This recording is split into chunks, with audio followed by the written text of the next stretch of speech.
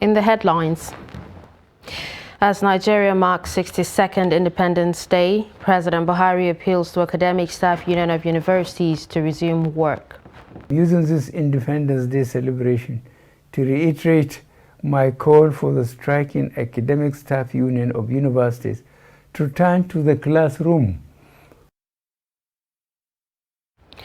Troops killed scores of insurgents, rescue another Chibok girl who recently gave birth to twins. 14 farmers dead, many missing in Taraba boat mishap. And on the foreign scene, North Korea fires ballistic missiles in latest tests amid tension. Hello and welcome to Trust News Update.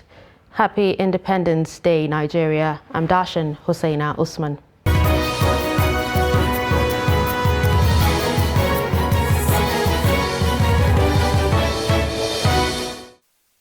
And now the news in detail.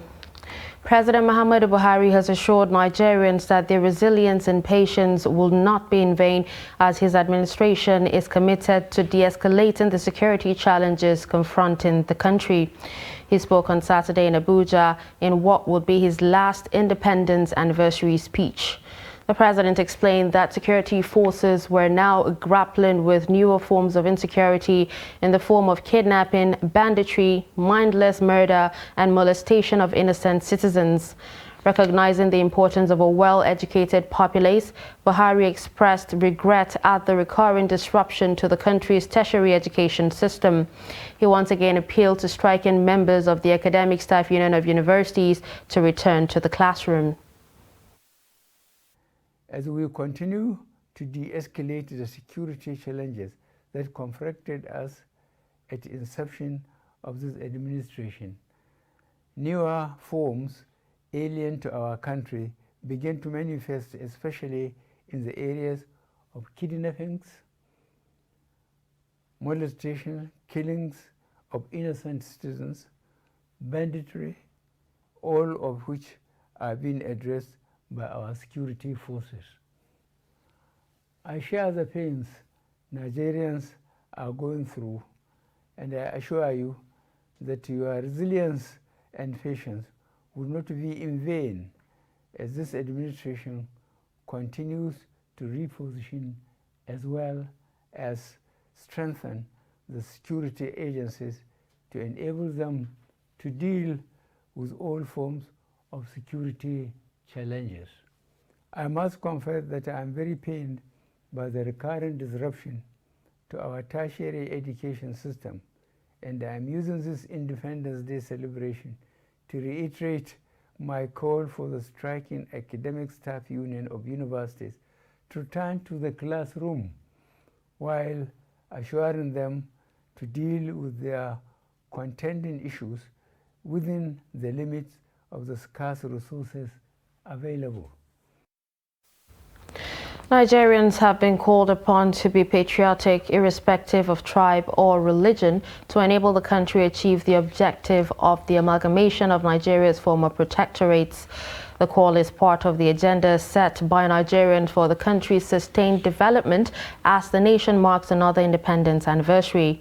In this report, Trust TV's Kabir Lawal, who was at the Eagle Square in Abuja, looks at the level of patriotism among Nigerians in the country. His report.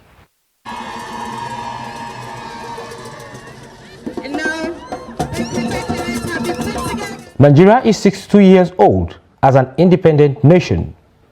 Ever since its independence from the British colonial rule on October 1st, 1960, it has been a chequered history for the country.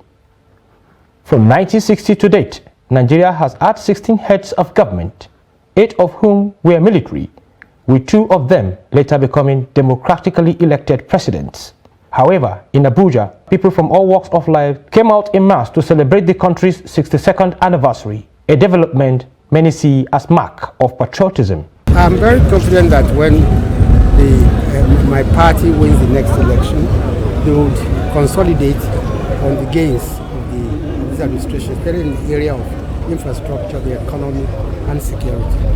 Nigerians believe that country will be a better place if everyone unites to foster the ideals of nationalism. Well, the way forward is that we must believe in Nigeria. That's what it means. I mean, at 62, if you are still one, it means that that is something that can really be managed properly. And that is why we are happy where we are in terms of potential, in terms of opportunities, not in terms of what is happening today. If you can still remain one and be celebrating the way we are celebrating here today, there's a lot that Nigeria can show to the rest of the world. Highlights of the event were colorful displays by military and paramilitary formations. We're excited to celebrate another year of independence. I think it's a blessing that Nigeria has gotten this far. You know, some people always forget that Independence Day means that we were once under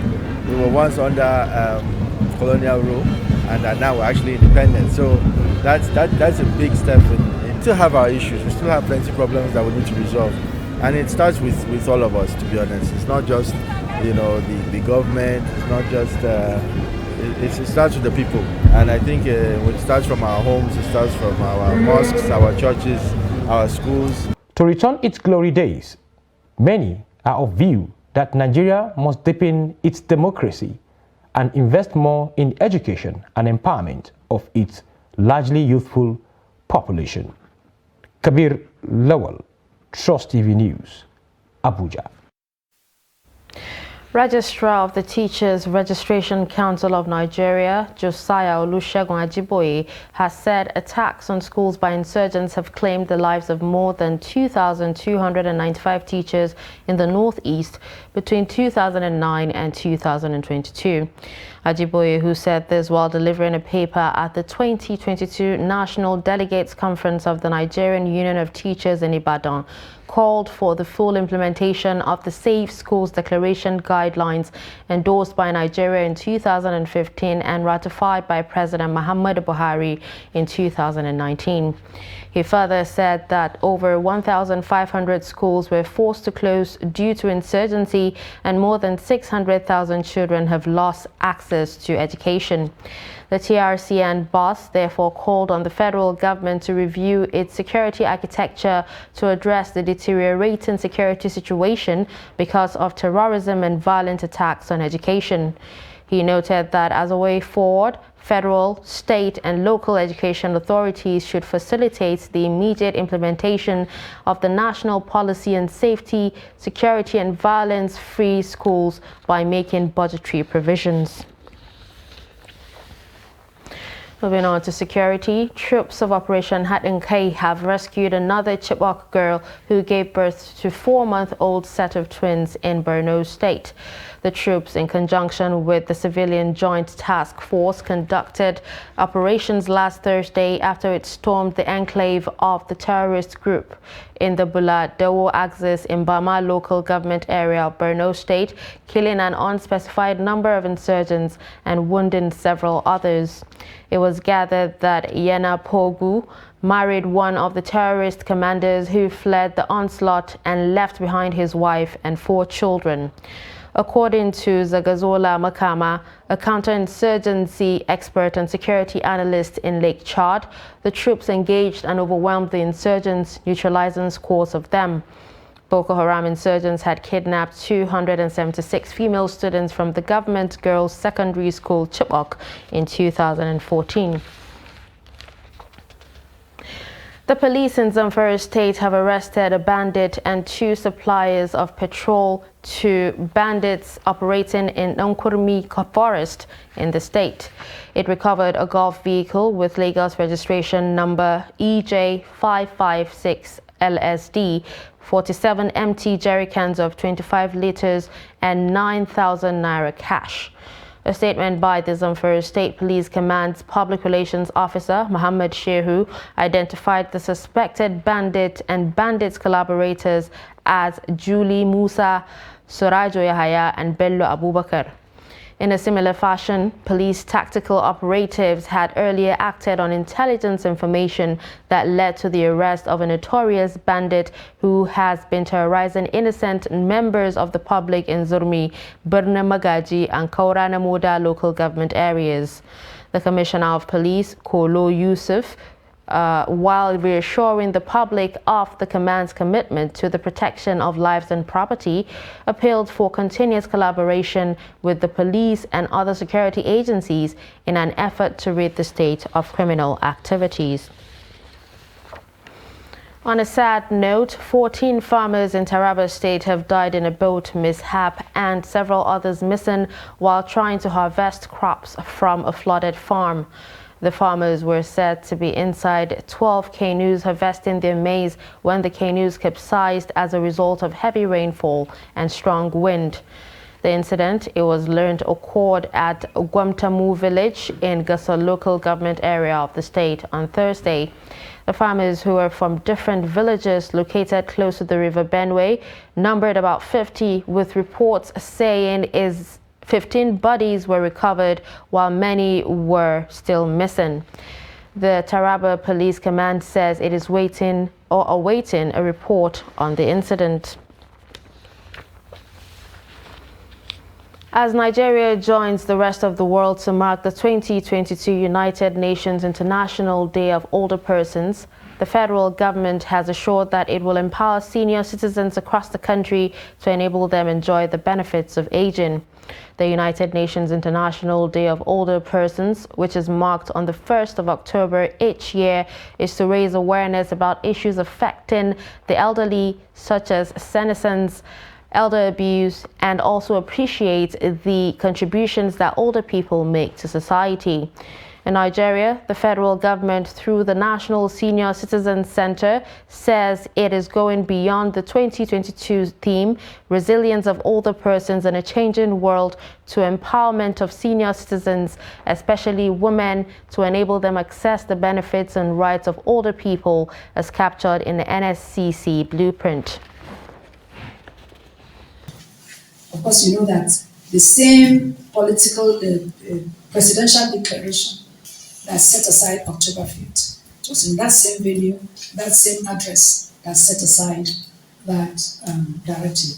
That older persons should be progressively registered and given a special identity card to enable them to access discounts, concessions, priority treatment in public places, just general age-friendly environments.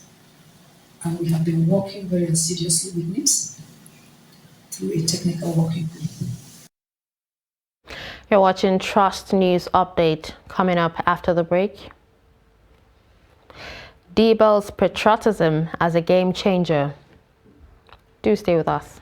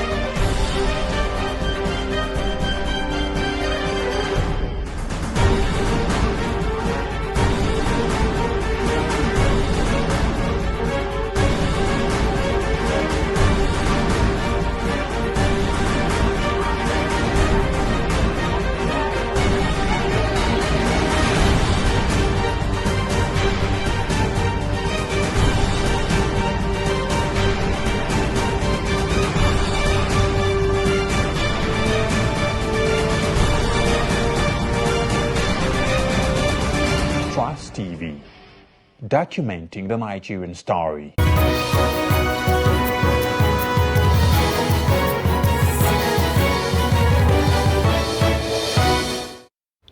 Welcome back and thanks for staying with us. If you're just joining us, you're watching a news update on Trust TV. Here's a recap of some of our top stories. We told you that as Nigeria marks 62nd Independence Day, President Buhari appeals to ASU to resume work. We also heard that troops killed scores of insurgents, rescue another Chibok girl who recently gave birth to twins. Moving to more news, Independence Day anniversary celebration is often a reminder of colonial subjugation and exploitation. Colonial buildings and structures erected in yesteryears but remain solid till now create an impression that colonialism is not necessarily an evil after all. However, historians like Salisu Bala say those structures built by colonial masters are reminders of slavery and domination by the white men. Trust TV's Bello Musa has more. Kaduna is one of the places in Nigeria where the colonial masters lived in the early 19th century. Many structures were erected by the colonial masters as administrative offices or residences, and many of them are still standing.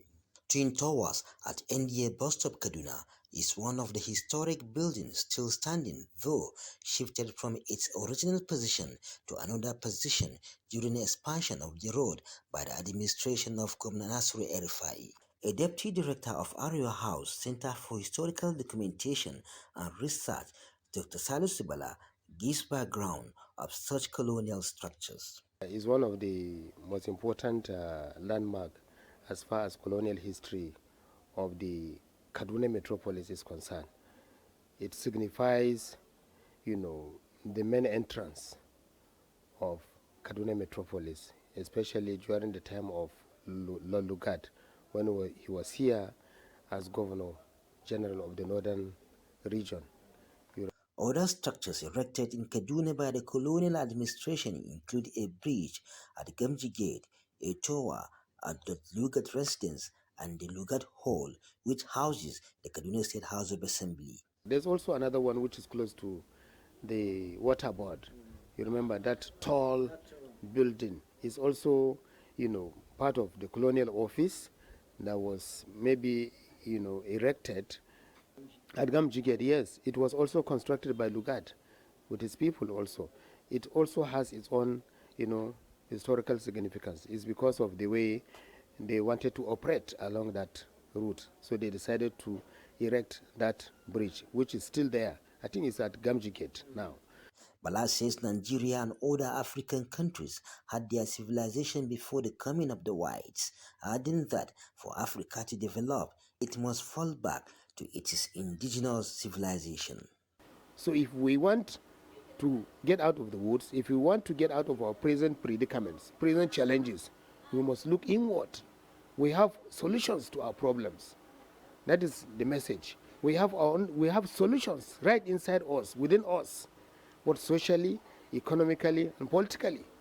So it's high time we stop, thinking as if we don't have civilization. The historian says, though Nigerians celebrate Independence Day, it is rather a period for sober reflection by looking back at past, the present, and the future. Bello Musa, Trust TV News, Kaduna. Located in Kano State, Yidandang Hausa played an important role in the modernization of northern Nigeria, but only a few know the history behind the beautiful building. It is where the English language was first taught in northern Nigeria by the then colonial education director Hans Vescher, who was later named Dang Hausa by the locals. As Nigeria marks 62 years of independence, correspondent Idris Jibrin takes a look at Gidan Dang Hausa Historical Monument in Kano. Gidan Dang Hausa is said to be more than 250 years old and was originally owned by a local chief responsible for managing the emir's farmland, but later became the Kano's first colonial residency and a birthplace of Western education in northern Nigeria. Gidan Dang Hausa, a place where first school was established in Western style. This board we are seeing is a profile of Dang Hausa, but his full name is Hans Vescher. Available records show that the school, which started under the colonial education director Hans Vescher with 30 pupils in 1909, had graduated a total of 209 students in 1913, all of whom were drawn from the 11 northern provinces. This is the statistical figure of the student in 1909. You can see them from number 1 up to 14. Exactly. Then there is 1918 student of Makaranta Dang Hausa from number 1 up to 9. This is the profile of Gidan Dang Hausa as it is. It's a massive Hausa Attractal Monument. In recognition of his understanding and perfect command of Hausa language, Hans Vescher was nicknamed Dan Hausa, while the house referred to as Gidan Dan Hausa. Gidan Dan Hausa was named after a colonial director of education who established a school in Western style in 1909. The main reason why his name was called, his full name is Hans Vescher, but his student nicknamed him as Dan Hausa because he speaks fluent Hausa to the extent of translating our Arabic manuscript. That was why Dan Hausa was derived or was nicknamed to him. His full name is Hans Vescher. He was Switzerland by birth, naturalized to Britain. After the Nigerian independence in 1960, various administrations in Kano uses Gidan Dan Hausa for different purposes, while maintaining its identity of being an important historical center. Now, immediately after independence, the military government at that time made use of the premises, because by then the History and Culture Bureau was not even established. But Gidan Dan Hausa was still there, and the government used it to serve several other purposes. For instance, it served as a relief center for relief and emergency situation whenever there was a disaster, or whether natural or natural disaster to the people. Then a relief package was organized, and then Gidan Dan Hausa became a center. 62 years after the nation's independence, Gidan Dan Hausa now serves as the headquarters of Kano State History and Culture Bureau and an office complex for the State Ministry of Culture and Tourism, effectively preserving its centuries-old historical identity. Idris Jibrin, Trust TV News, Kano. Borno-born medical scientist Dibal Adhel Wandali has customized almost every possession of his to green-white-green, Nigeria's national colors. In the spirit of the 2022 Independence Day celebration, Trust TV's Ibrahim Ismail visits Dibal in his Biu residence, also painted in national colors. The report. This is the greenhouse built by Dibal Ariel Wandali, popularly known as Mr. Nigeria, bearing Nigeria's national colors, green, white, green. The building is located at Usmandala area, Biu town, Biu local government area of Borno State, northeast Nigeria. Born in October 1963, the medical scientist has been promoting Nigeria's color for over 30 years. Mr. Nigeria, who benefited from national scholarship and studied in Bulgaria, have customized everything at his residence in Nigerian colors, all for the purpose of unity. Well, the passion of being patriotic was inherent in me from childhood. The reason is this: when I watched television in those days, our old founding fathers like Nnamdi Azikiwe, Tafawa Balewa, and the rest inspired me from the word go. So I was proud then to be a Nigerian. And when I grew up, I continued to nurture that inherent this thing in me. And that was how the passion started. So with that, when I became matured, I said, well, whatever comes up, whatever I may be, I would like to remain a Nigerian. The architect who designed the customized greenhouse is proud of the project. I was a baby architect when I do this work. So it's my base work, sir. You understand? That is my base work. Initially, some members of the Dibal's family who were uncomfortable with everything looking uniform at their residence are now happy with the green, white, green look. Green, white, green, I don't appreciate the color. It doesn't fit someone at times. That's what I used to tell him, especially black people. I said the green, white doesn't fit them. But as far he loves green, white, green, so I have to adopt it. at the General Hospital Biu, where Mr. Dibal Ariel works. Management and members of staff testified to his patriotism. Most dedicated person to his job. I don't think if he left us, we will have someone that will replace his position in the nearest years that will come. Amidst multiple challenges of insecurity, economic turbulence, and endemic corruption, the devil in Nigeria, Dibal believes the country will be great in the near future. So the leaders of today should look backwards and learn from what our forefathers have done. And I believe Nigeria will be great again. The story of men like Dibal are often untold, though his patriotism needs to be celebrated. From Biu, in Borno State, Ibrahim Ismail reporting for Trust TV. Very patriotic indeed. With that, we'll move on to business news. The World Bank has committed a total of $7.93 billion in the 2022 fiscal year, which was from July 2021 to June 2022. According to data obtained from the bank's website, it shows an increase of 74.67% from the $4.54 billion recorded in the 2021 fiscal year, which began in July 2020 and ended in June 2021. According to the World Bank, commitments covered the total amount of loans for which contracts were signed in the year specified. Between 2018 and 2022, a total of $38.2 billion was committed to Nigeria by the World Bank. Within this period, the highest commitment of $10.45 billion was in 2018. On the foreign scene, North Korea has fired 2 short-range ballistic missiles from the Pyongyang area towards the country's east coast, according to South Korean and Japanese officials, marking Pyongyang's 4th missile test launch in a week.